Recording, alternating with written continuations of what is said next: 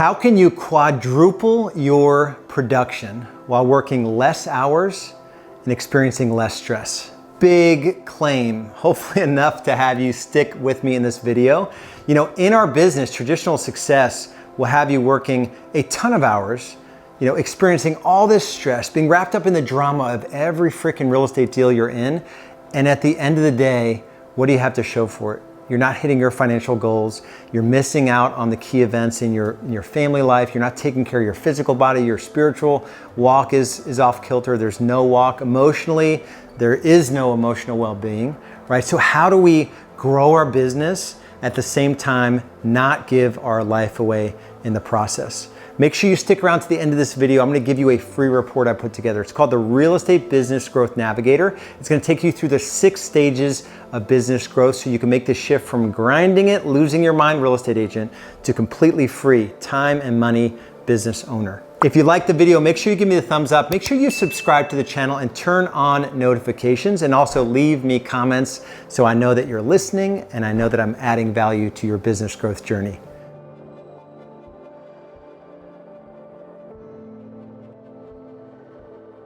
When I think about, making the shift and growing your business without giving your life away and not taking on more stress, there is a client that I've been working with for 4 or so years now, Cody Riddle in Phoenix, Arizona. Cody was 18 years in the business. So you talk about traditionally successful real estate agent. I met Cody on the tail end of, coming out of the Great Recession years. And so this was probably 3 or 4 years after the Great Recession had sort of taken its toll on Phoenix especially.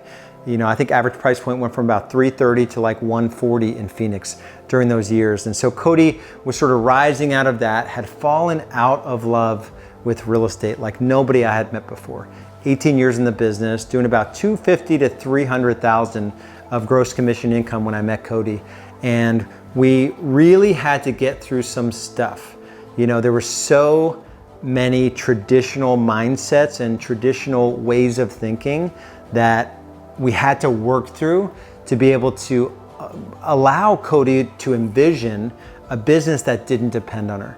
So when I think about these 6 stages of business growth, Cody came into our world at stage 2, which is 100,000 to 500,000 GCI, where if you don't put the proper systems into place and you don't have the proper administrator and you don't think about like the next step, which is letting go of some of the buyer side production, you're not going to scale your business. So fast forward, Cody was able to go from about 300,000 to 1.5 million this year, working 60 to 70 hours a week, hating her business, to completely falling back in love with her business, doing 5 times more, GCI, taking home more than 5 times what she was before. And there's just a few things I want to go through that I need you to check yourself on to see, are you stuck in these traditional methods, these traditional ways of thinking that our industry wants you to believe so that you don't experience the same growth that Cody was able to achieve. The first thing that Cody and I worked on was to get absolutely clear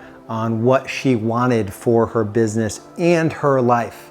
And so she had an 18-year track record of doing things that the industry would have her do, right? For the most part, playing small in the grand scheme of things when it comes to business ownership, yet still playing the top of that traditional game. So at 300,000 GCI in her market, that's the top 1 or 2% of the market. So she's not playing a small game by traditional measures, yet when it comes to true business ownership, we had to get clear on what she wanted. And so she didn't want to work evenings. She didn't want to work weekends. She wanted to just work the listing side of the business. She loves working with sellers. She loves working with people that know, like, and trust her. And it's not this, grinding out a transaction, trying to convince somebody to take her advice or to pay her commission because she's worth it or additional fees because she's worth it, right? So how do we make the shift from everything is miserable, doing 30 sides a year, to doing 150 sides a year where she's only working on the parts of business that she truly loves?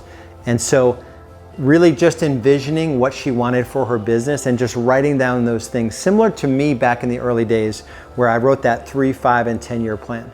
It was, how many hours do I want to work? What part of the business do I love and want to work on? What are my standards around evenings and weekends? How much time am I going to spend working in my business versus on my business? What's my team going to look like in the next 3 years or so? Getting really clear on what the business is going to look like. Without a plan, there's not a whole lot, there's no chance that you're going to achieve what you want in your business if you don't have a plan. So with that plan in place, the second thing that we focused on is building the systems to get her out of doing all the things. So I don't believe, it's actually fact. If you're willing to think about the different jobs you do on a daily basis, there are like 12 jobs a real estate agent could do. They're running signs or lock boxes, so they're a runner. They're designing brochures. They're doing Facebook posts, so they're a marketing coordinator. They are handling listing clients when they're come in, so they're listing client care coordinator. They are a transaction coordinator because they're doing closing details. They are hopefully doing new business development, so they're inside sales. They're meeting with buyers, so they're outside sales.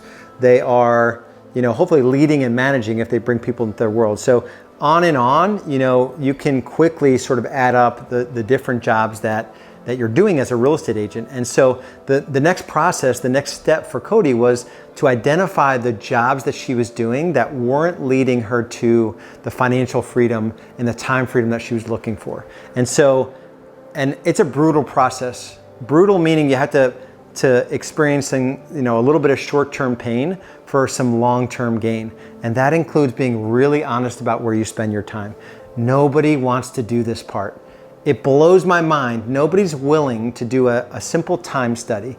All right, for the next 7 days or 14 days, I'm just gonna be honest with myself. From the moment I wake up to the moment I go to bed, where am I spending my time? And then just take an inventory of what that looks like. Personally and professionally, are there areas that I'm focused on that I can get off of my plate so that I can replace those activities with things that are a better use of my time? So in the early days, Cody was making probably $50 an hour. Her take home was probably about 150, and she was probably working 3,000 hours. 150 divided by 3,000 is $50 an hour. So that means that she is surely doing listing presentations and buyer consultations. She's probably generating some new business. So she's spending some time in higher dollar productive activities. But to average it out at 50, she's spending a lot of time on $10, $12, $15 an hour activities. And so think about where you are in your journey and where you're spending your time. And if it's time to take an honest look at where you're spending your time, and like I said, put the systems in place to do the heavy lifting. So instead of you having to be the one to post on social media or to obtain testimonials from clients or to reuse those testimonials or to give the clients and experienced buyers and sellers the experience that's referral worthy. What part of the jobs of a real estate agent can be systemized? That's number two. The third part of the journey, that Cody experienced in terms of just being able to show up as a business owner is this ability to hold her team members accountable. We tend to think of the word accountability as this really awful word. We don't like to talk about accountability. We think that nobody wants accountability. And it's a really simple equation. It's leadership plus management equals accountability. So leadership is the part of you as the team owner where you are casting vision, where you are creating a space for your team to step up in and take over roles that you're stepping out of, right? Is providing direction for your team. This vision that you're going to be more, your core values, letting the right people into your world. Management is building the nitty-gritty systems, bringing people in and empowering them to run those systems. So whether it's marketing systems or whether it's client care systems or it's client servicing systems, there's all these things that need to happen. That's the management part of it. If you lead properly and you manage properly, the byproduct through clear expectation setting is accountability. And so that's one thing that Cody didn't have experience in, which I didn't have experience in either. Most of us don't have experience in leading and managing and holding people accountable, but it's this commitment to learn those things. You can learn how to lead well. You can learn how to manage well. And the byproduct is this sort of culture of accountability where, hey, I know what you're supposed to be doing. I've given you the tools and resources. Now it's time for you to do your job.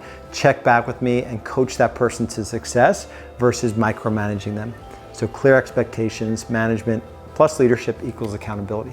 So those are the three things that allowed Cody to go from miserable, fell completely out of love with real estate, doing 250 to 300,000, top line, making $50 an hour, to making probably about $250 an hour, maybe even more, because they've taken their hours down quite a bit. So like a 6x increase in their overall profitability from a time perspective. And so it happens through just slowing it down, looking at where you're spending your time, building the systems, and looking at your ability to manage and lead people and hold them accountable. So if you're at the point in your journey where you wish there was a step-by-step guide, I put together a special report. It is the Real Estate Business Growth Navigator. Just go to realestatebusinessgrowth.com. That's realestatebusinessgrowth.com, or click on the link below. If you like the video, give me the thumbs up. Make sure you subscribe to the channel and turn notifications on and leave me comments. We'll see you in the next video.